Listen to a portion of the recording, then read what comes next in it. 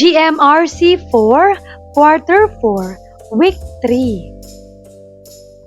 Pagtupad ng pamilya sa mga alituntunin ng pamayanan. Ikalawang bahagi.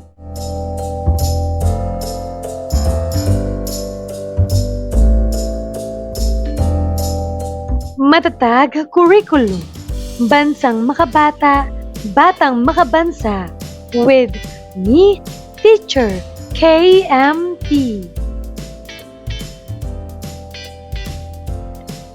Magandang araw mga bata!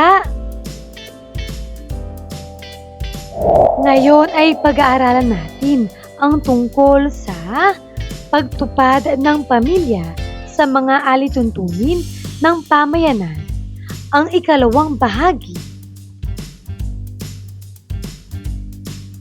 Mga layunin.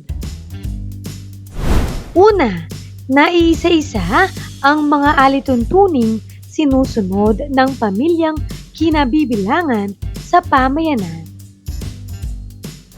Pangalawa, naipaliliwanag na ang pagtupad ng pamilya sa mga alituntunin ng pamayanan ay mahalagang gampanin para sa ligtas, maayos at mapayapang lipunan. At pangatlo, nailalapat ang mga alituntuning sinusunod ng pamilyang kinabibilangan sa pang-araw-araw na pamumuhay.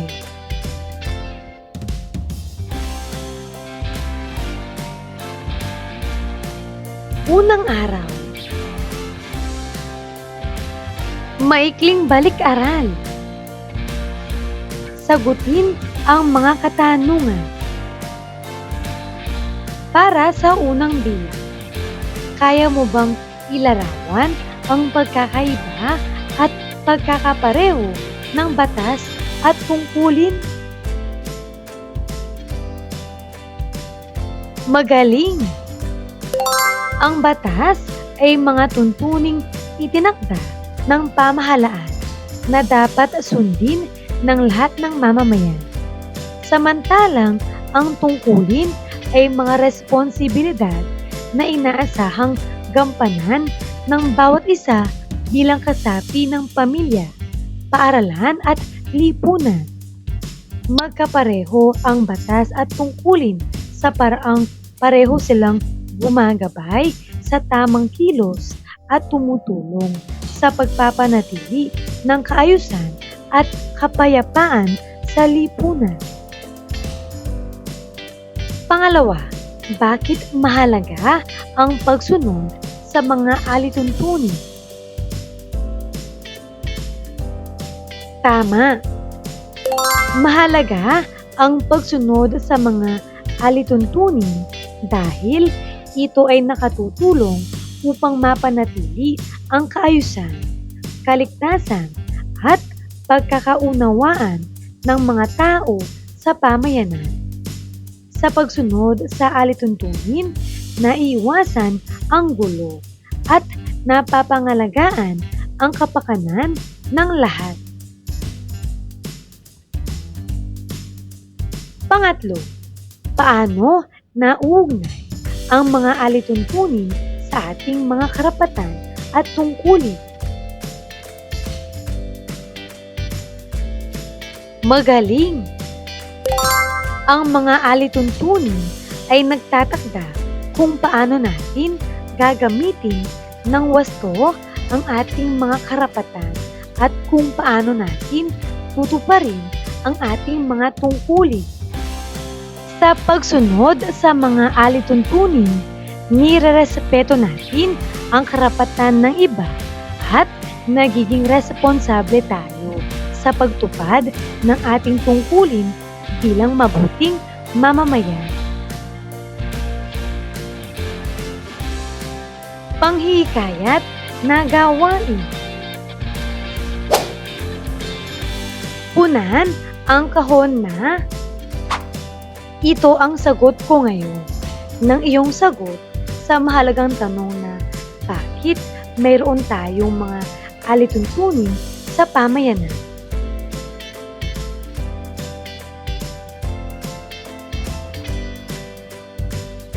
paghawan ng bokabularyo sa nilalaman ng aralin. Ibigay ang kahulugan at gumawa ng pangungusap mula sa mga salitang nakalista sa ibaba. Para sa unang salita, alituntunin. Ano ang kahulugan nito? Tama! Mga tuntunin o patakaran na dapat sundin upang mapanatili ang kaayusan at disiplina. Maaari ka rin bang magbigay ng pangungusap gamit ang salitang alituntunin? Magaling! Mahalaga ang pagsunod sa mga alituntunin ng paaralan upang maging maayos at ligtas ang lahat. Pangalawang salita, pamayanan. Kahulugan. Isang grupo ng mga taong naninirahan sa isang lugar at may magkakatulad na layunin at ugnayan. Pangungusap. Ang aming pamayanan ay nagtutulungan upang mapanatili ang kalinisan at kapayapaan ng lugar.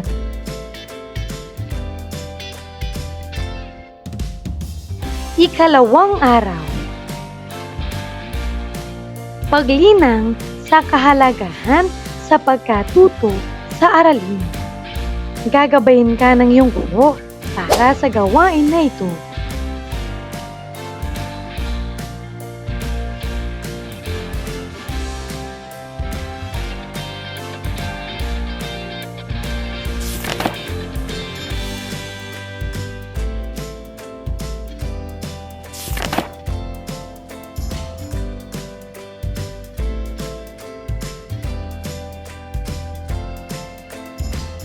Unang aralin, alituntunin o patakaran. Bakit ito mahalaga? Ang mga alituntunin o patakaran ay hango sa ating mga tungkulin na nagugat mula sa ating mga karapatan. May mga patakaran tayo dahil tayong lahat ay mayroong mga karapatan. Ang karapatan na tratuhin ng pantay, ang karapatan na maging ligtas, ang karapatan na marinig, ang karapatan na mag-aral at iba pa. Ang mga alituntunin ay nagsisilbing tagapagpaalala sa ating mga tungkulin na huwag abusuhin o ipagwalang bahala ang ating mga karapatan. Manipis lamang ang pagitan ng ating mga karapatan at tungkulin. Maaring mas madali para sa atin na angkinin ang ating mga karapatan at kalimutan ang ating mga tungkulin, kaya't ang mga alituntunin ay mahalagang instrumento na nagsisilbing paalala o babala at matulungan tayo na balansihin ang pag-angkin sa ating mga karapatan at tungkulin.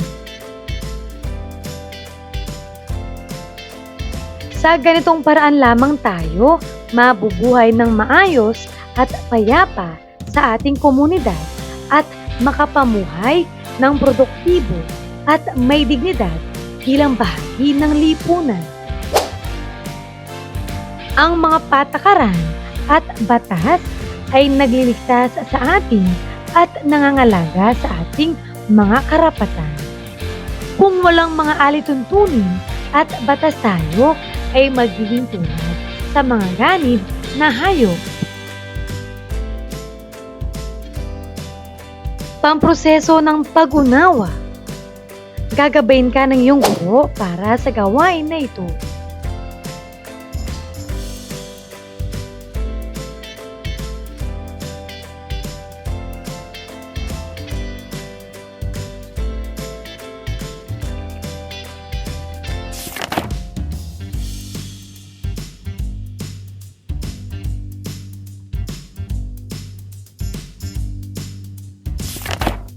Narito ang mga halimbawang sagot.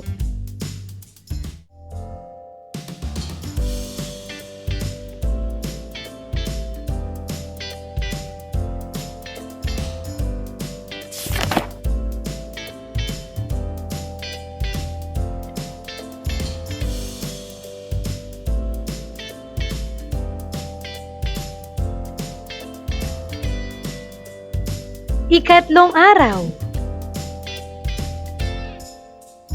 Ikalawang aralin, mga alituntunin sa pamayanan na dapat tuparin ng pamilya. Ang mga tuntunin o mga patakaran sa bawat pamayanan ay dapat sundin ng lahat ng pamilyang nakatira rito upang makamit ang kabutihang panlahat. Ang pagsunod sa mga patakaran o alituntunin sa pamayanan ay mabuting gawi na dapat ay palaging isinasabuhay ng mga mamamayang Pilipino. Kahit ikaw ay bata pa, may magagawa kang paraan upang makapagpahayag ng pagsunod sa tuntunin ng pamayanan ay isang tanda ng mabuting pag-uugali ng isang Pilipino. Ang mga tuntunin ng ating pamayanan ay pinag-isipan at pinagkasunduan ng mga namamahala sa ating pamayanan. Layunin nilang mapaunlad at maisaayos ang ating pamayanan. Makakatulong tayo sa pamayanan kung susunod tayo sa mga alituntunin na kanilang ipinatutupad. Ito ay isang paraan ng pagpapakita ng disiplina sa ating sarili. Narito ang ilan sa mga alituntunin na dapat nating sinusunod sa ating pamayanan. Una, huwag putulin ang mga puno. Tumawid sa tamang tawiran.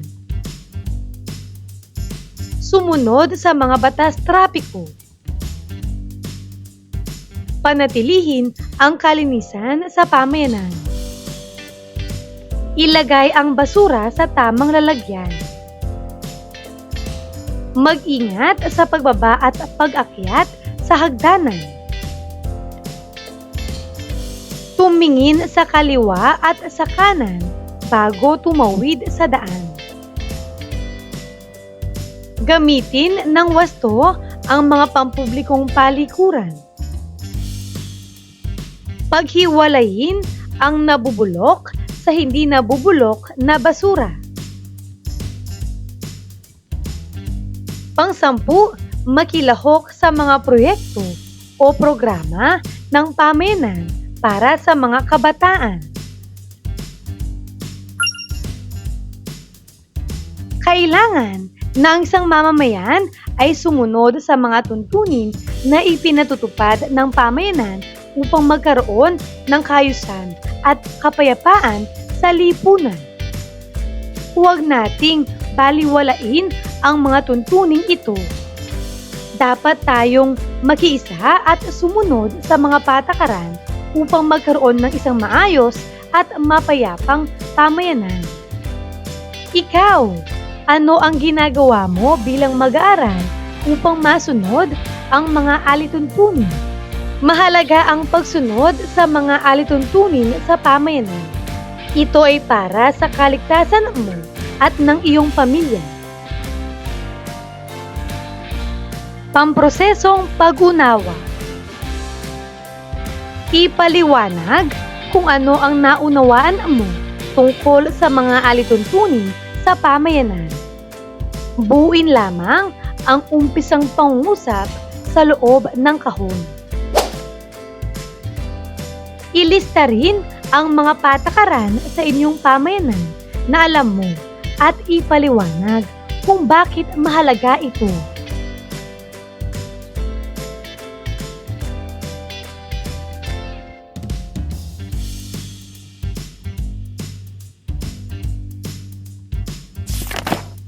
Narito ang mga halimbawang sagot.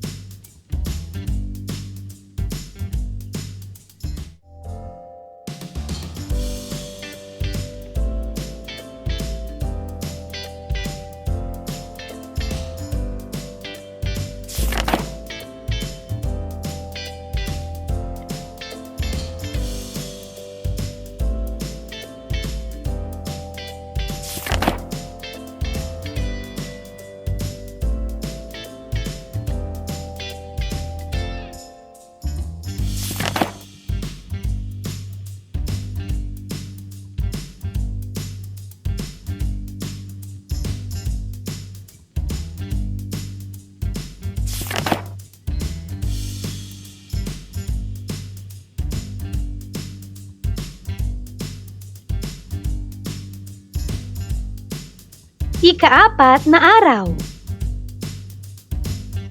Ikatlong aralin. Palagi ang pagsunod sa mga alituntunin sa pamayanan. Ang palagi ang pagsunod sa mga alituntunin sa pamayanan ay mahalaga para sa pagpapanatili ng kaayusan, kaunlaran, at seguridad ng lahat ng mga kasapi ng lipunan.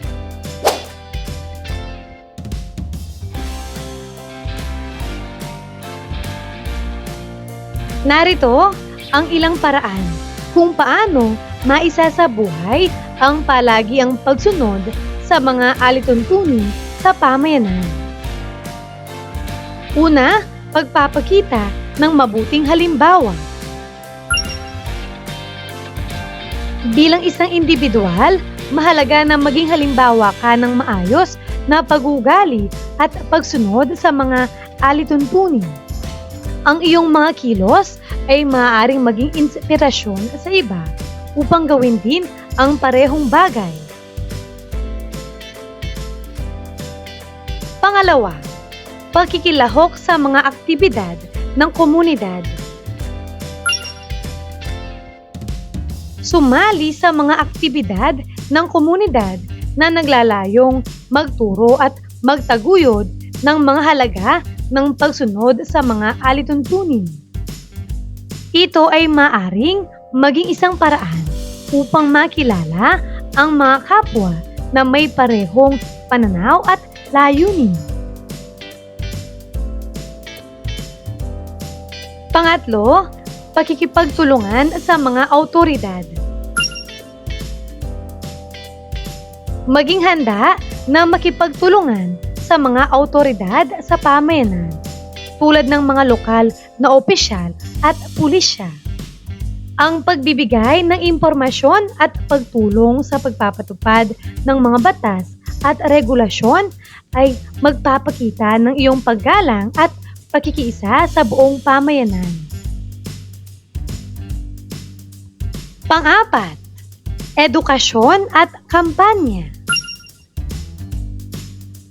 Magsagawa o sumuporta sa mga edukasyonal na kampanya tungkol sa kahalagahan ng pagsunod sa mga alituntunin sa pamayanan.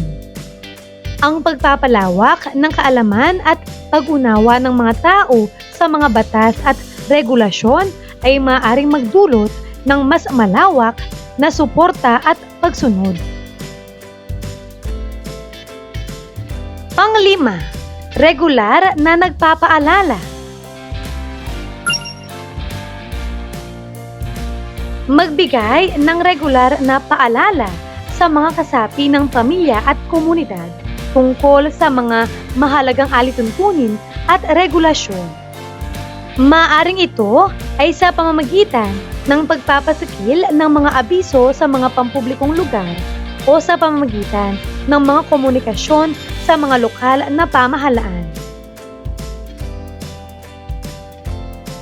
Sa pamamagitan ng mga hakbang na ito, ang palagi ang pagsunod sa mga alituntunin sa pamayanan ay maaaring maisabuhay at mapanatili na naglalayong magbigay ng isang mas ligtas, may kaayusan at mas maunlad na pamayanan para sa lahat. Gawang aralin bilang isa. Mapaisip. Paano to? Upang maisabuhay mo ang palagi ang pagsunod sa mga alituntunin, ilarawan kung paano mo gagawin ang sumusunod na mga paraan ng pagsunod sa mga alituntunin. Para sa unang bilang, pagpapakita ng mabuting halimbawa. Paano mo maipapakita ang pagsunod dito?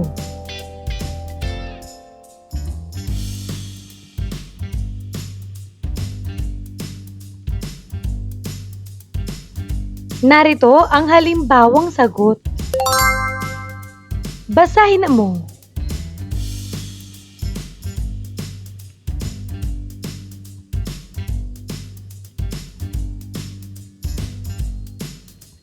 Pangalawa, Pagkikilahok sa mga aktibidad sa komunidad. Paano mo maipapakita ang pagsunod dito?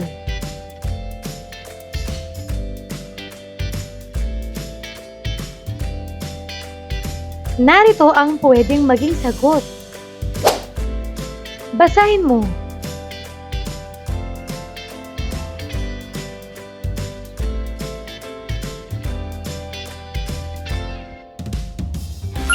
Pangatlo, pagkikipagtulungan sa mga awtoridad.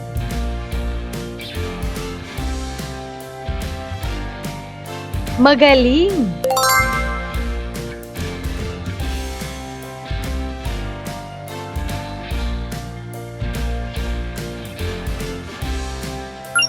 Pang-apat, edukasyon at kampanya. Narito ang pwedeng maging sagot.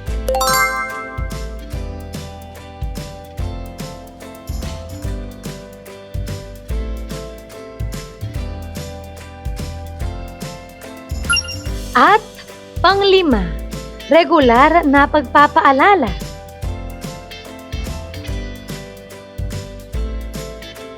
Narito ang pwedeng maging sagot.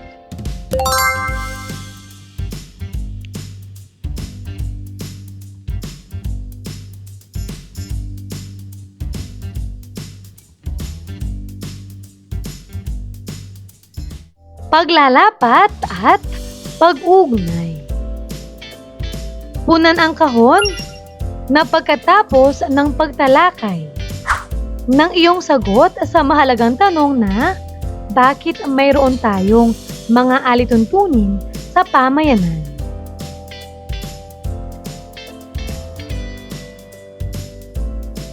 Pabaong pagkatuto. Bakit mayroon tayong mga alituntunin sa pamayanan? Basahin at sagutin.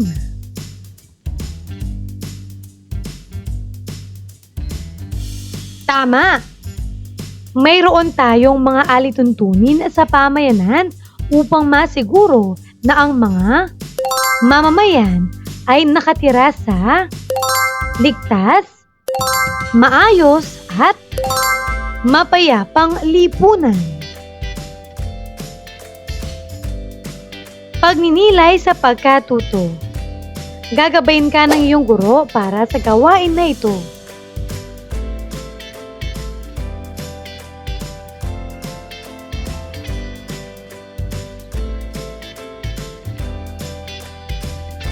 Pagsusulit.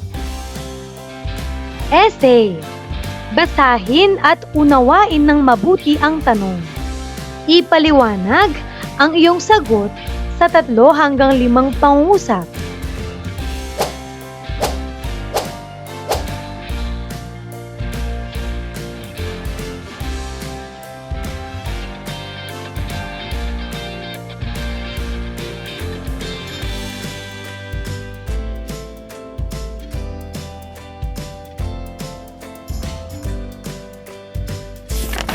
Narito ang mga kasagutan.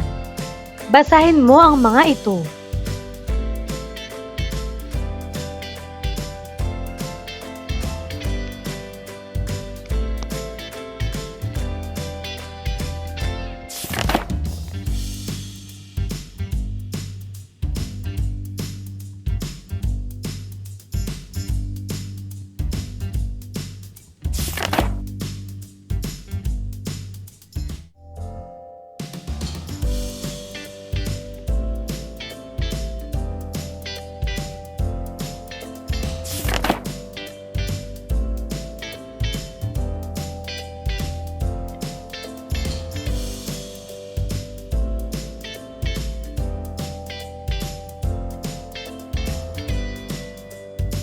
Mahusay mga bata! Ano ang mga natutuhan mo sa araw na ito? Ngayong araw na ito, natutuhan ko ang tungkol sa ang kahalagahan ng alituntunin at patakaran. ang mga alituntunin sa pamayanan na dapat tuparin ng pamilya. At ang epekto ng palagi ang pagsunod sa mga alituntunin sa pamayanan.